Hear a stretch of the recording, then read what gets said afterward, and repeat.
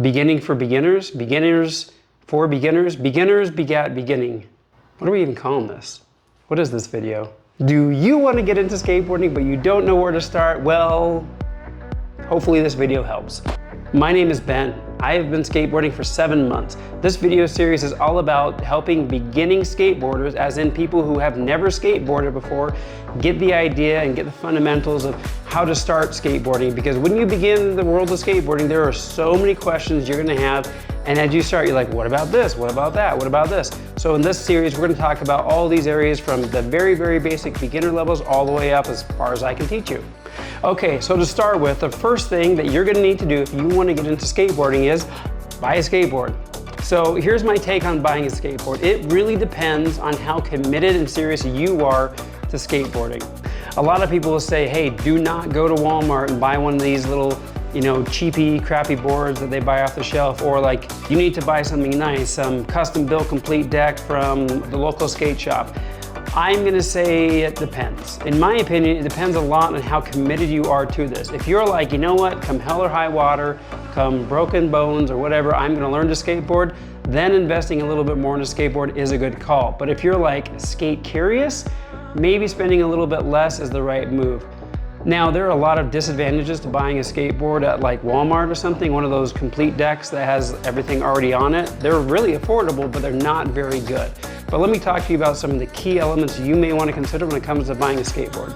Okay, so this is the first skateboard that I purchased about a year or so ago, year and a half ago, when I was skate curious. I was thinking about skateboarding with my daughter, and I bought this board. Pretty much it was like the cheapest complete I could put together that Zoomies was selling. This is an 8¼ inch deck. So what that means is, how wide is the skateboard?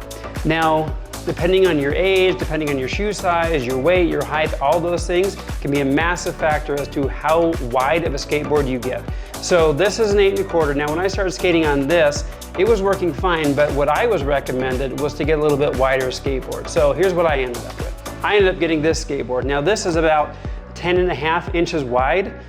Now, when it comes to brands, just in case you ask, when you're starting, it really doesn't matter. If you have a friend who has a certain brand that they like, it's cool, but it's not that big of a deal for a beginning skateboarder. It's more about the width of the board, the feel, those sort of things. So with this board, it's way wider than the previous one. It's about 2 inches wider. And for me, it gave me a lot more sense of stability and confidence on the skateboard. So again, this is about a 10½ inch deck. But you'll also notice a few things, like the nose on this board is not very pronounced. It's what they call a shape deck. So the tail is pretty big. It's kind of an old school throwback look with a smaller nose. For the first skateboard I was showing you here, this is more of what they would call a popsicle type skateboard. So it's got almost an equal nose and tail. Now, there's some amazing skateboarders out there who will ride ultra wide skateboard decks. So again, don't take any of this as like, I have to ride this or I have to ride that. Again, so much it comes down to what you feel confident and comfortable on. So I went from my 10½ inch wide skateboard to a 9 inch. So this one is 9 inches here, and it's more that popsicle shape. There's more details about all these skateboards, but for where you are right now, you don't need to know. Okay, so when it comes to all these sort of things, what I would recommend for a beginning skateboarder is go and buy a complete setup. So, and again, this may be controversial, not everyone's gonna agree with me here, but for starting out, going into a Zoomies or going in somewhere like your local skate shop, they're gonna have complete skateboard deck set up. In other words, they're gonna have a skateboard deck that has the wheels, the bearings, the trucks, the deck, the grip tape, and everything already on it, and that's perfectly fine for a beginning skateboarder. So assuming they have a complete deck there, what you just want to consider is the width of the board, and honestly from there, it's pretty smooth sailing to kind of get things figured out. Now, a lot of people have a lot of feelings about what type of trucks. That's this middle part, kind of like the axle, if you will, of the skateboard. This is how you steer, and a whole bunch of other things.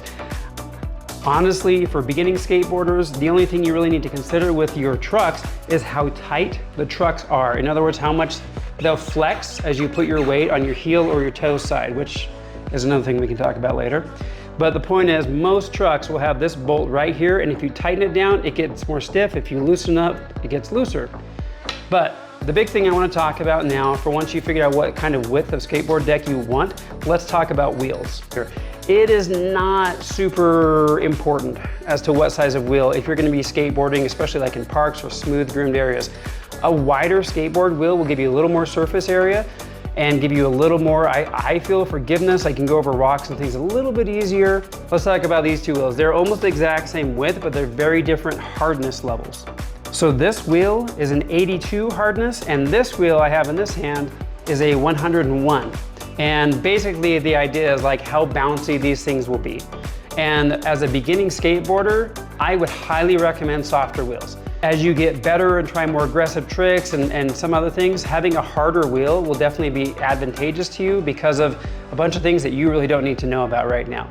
But for starting out, when you're just trying to get your balance, you're learning how to stand on this thing, how to ride it, not fall off, I highly recommend a softer wheel. If you do ever find yourself catching a little pebble or a stone, having a softer wheel is going to be a lot more forgiving than having a hard wheel, because you're going to hit that thing on a hard skateboard wheel and that will just stop your board immediately, where a softer wheel, it might bump up and over it. Beyond that, it's just a little bit softer on your feet. The ride is a little bit smoother on a softer wheel. Okay, so let's summarize what we talked about so far. The brand, the cost, all those type of things when it comes to buying your skateboard, not super important, depending on how invested you are into really getting into skating. The big things to consider when it comes to overall comfort on a skateboard, in my opinion, are the width of the skateboard deck and the wheels. Now, one last thing to consider that I talked a little bit about is what size your trucks are. Now, if you look here, these are two different examples of very different wheel sizes and very different truck sizes. And they measure trucks in all sorts of different ways, so I'm not gonna get into that. But just like the width of your board, having wider trucks can be a little more stable, especially for a beginning skateboarder. However, there are skateboarders I know who've been skating for years and years, and they'll still ride wider trucks, and it suits their needs perfectly. So don't feel like if I start wide, I need to work down to a skinnier truck. That's not necessarily important. The only people I typically see riding very, very narrow boards and having very narrow trucks anymore are kids. And if you're gonna go and buy a complete setup, typically they're gonna have trucks that fit the board. They're not gonna give you trucks that are this size with a board that's this size. It's way too small for it. For so many reasons, it just doesn't work all that well. Okay, so again, in conclusion, the most important things for you to consider when buying your first skateboard is the width of the board and how soft your wheels are. Now, this is just my opinion. There might be some people who disagree with me, but as I've learned to skate and done all these different things, those are the things that have made the biggest difference for me. Now, there's gonna be some other things we'll talk about in the next video, but for now, that's a good place to start. Thanks for watching.